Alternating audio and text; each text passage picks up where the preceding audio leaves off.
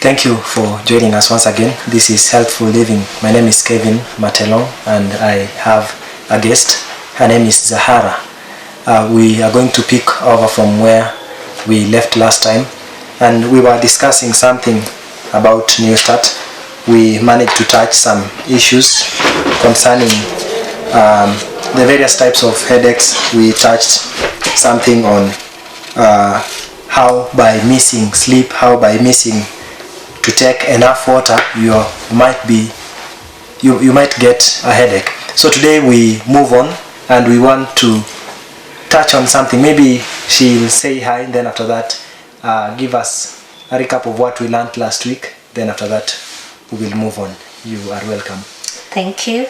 Hello viewer, you're most welcome to this program once again.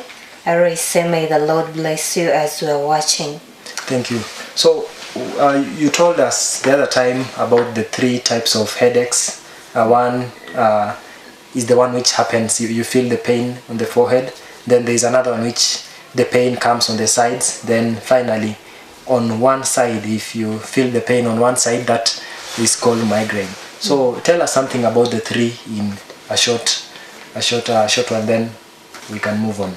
Yeah, I wanted to just group them simply like that, where we said yesterday that the front one, you're most likely to be having an eye infection, or on the temporal one, both on sides, you may be having a yeast infection. It might be an overload of toxicity, and when it's on one side of the sides, so thrombing, that might be migraine. Yeah, those are the 3 we saw yesterday. Thank you so much. It was we also learned about the ways we can treat these types of headaches. Now we have a lot of things going on in the world presently about animal products. Recently the World Health Organization released a report on red meat and processed meat. We want to discuss much more about that. Last week we were looking at the headache, and we also looked something little on omena, but today we want to now go on the other types of meat. Now, what about animal products? Why do you think animal products, we are supposed to be concerned with its consumption? One thing that we need to be concerned is to know how man was made. When man was made, he was made from the soil. And God knew that man cannot consume soil. So for you to get the nutrients that made you, He put a media of plants that are to help us get the nutrients that repair our body as we want them, rebuild them and repair them. But then when we consume animal products, that's where problems come in. And there are very biological reasons, not even going into deep of science, common sense reasons. Just by looking at your teeth, of a dog's teeth and the cow's teeth, you'll find that your teeth resembles more of the cow's. And so that just tells you that you need to have a plant-based diet. But animals per se, as some people may say, our forefathers have eaten meat and they are old until we feel like shooting them to death. And how are you saying that now they are disastrous? The animal world currently, they are very sick more than before. And number 2, we've added a lot of chemicals to them. They're not like those of before. Even the feeds we give them, they're just so disastrous. And when you combine all the reasons, plus we are coming up with hybrids and genetically modified species that are all becoming disastrous to man. So that's why we have a very high concern about consuming animal products. Okay. Now, what specifically is wrong, or what is it that is toxic in animal products? And now I wish that we narrow into meat.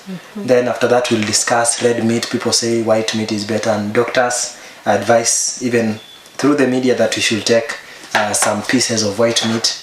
Yeah, what specifically is wrong with meat, or if there are many, what are these things which make us leave this important or very sweet food? Okay, let me begin from the physiology of the human body. In our liver and in every animal's liver, that's where good cholesterol for that species is made. So when a cow eats, its liver makes its fat, and even human beings, our liver makes our good cholesterol. When we consume animals or animal products from another source, they come in with their own cholesterol, which the body recognizes as strange. And when the body recognizes them as strange, then they are deposited. They are not utilized anywhere. They go and clog the blood vessels, and as a result, hypertension comes in. They are deposited in muscles. We have what we call idle muscles. Idle muscles are at the arm. There are some people, you see their arms are so big. All it go to the breasts, the breast bulge, the stomach, the hips, the bums. Those are idle muscles. As they fill up, the body goes to an extent that now it deposits fat to the body cells themselves, and as they get short, diabetes comes in. So as a matter of fact, we should not eat animal products for the sake of having cholesterol, which is an opposite thing from the plants. Then number two, animal products, the mechanism, I said God created us to eat plant-based diet. That is Genesis 1:21. But as we come in to eat these animals, we force our stomach to induce a lot of acid to digest them. And as a result, the acidity, as it accumulates, it will begin by burning your stomach, and for that matter, you'll get ulcers. Then as the acid goes into the bloodstream, it creates a conducive environment for disease-causing organisms. They always thrive in acidic blood. And also, you will not survive arthritis, which is a very common disease in Kenya and all over, and you also don't survive gout. And another reason to that, of not taking animal products, as we consume them, in the process of slaughter, you realize that it's not a good experience to them. There is fear and threat, and as a result, they release a lot of adrenaline as they are being slaughtered, which goes to the muscles. And as we take the meat, then the whole adrenaline, which is a hormone, goes in our system. And for that matter, we can't control anger. We are easily irritated, stressed. You find that someone, you step on the toe just a little, and the response is nearly slap.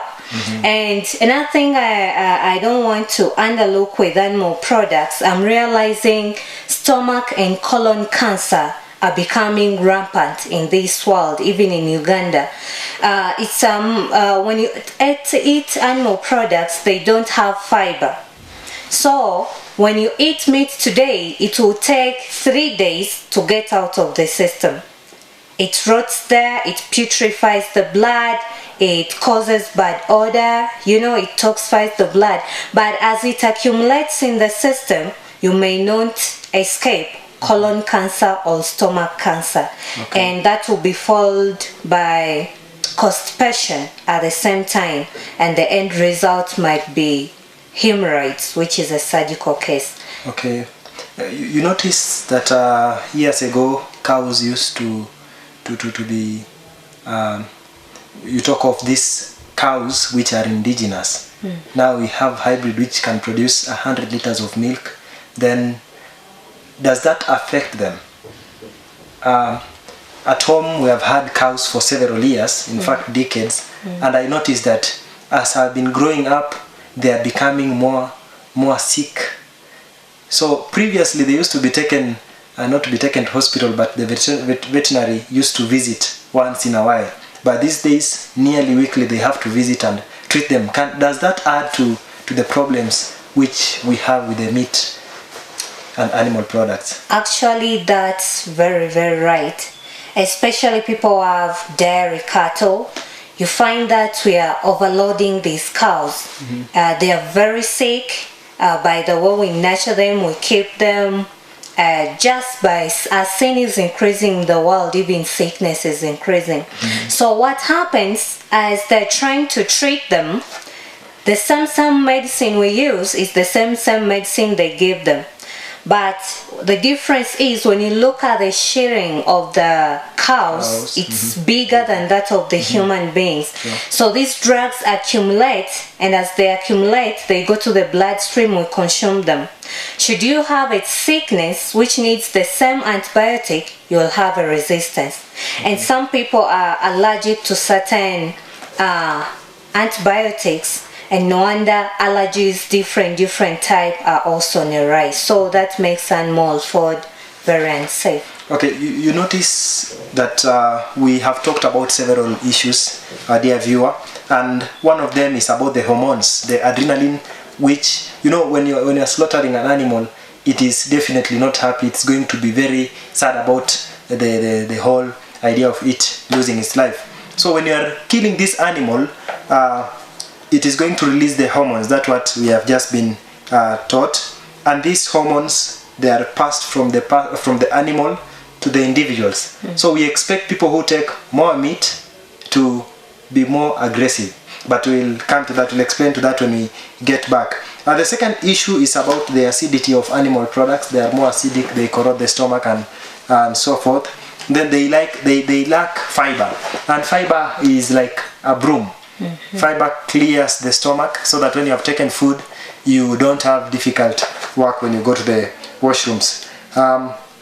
Another thing is about the chemicals we have just talked about. We treat the animals today, by tomorrow you're already milking it, you're already slaughtering it. And many a times you'll find there are these animals which are almost dying. They are rushed to the what they call to the slaughterhouse so that they can just cut the head. They can kill it before it dies, but many a times it dies even before. So that's what we are looking at now. What about proteins? Where are we going to get proteins if we don't take animal products?